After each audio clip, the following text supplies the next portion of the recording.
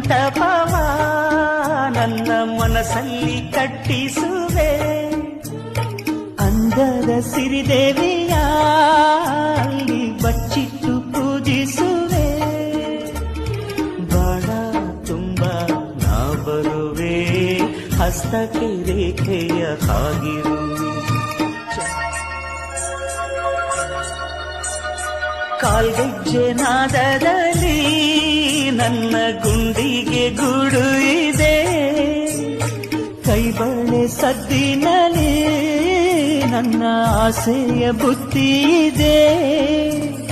ಸಿಂಧೂರ ಬಿಂದಿಗೆಯಲ್ಲಿ ನಾ ಜೀವವ ತುಂಬಿದೆಯಲ್ಲಿ.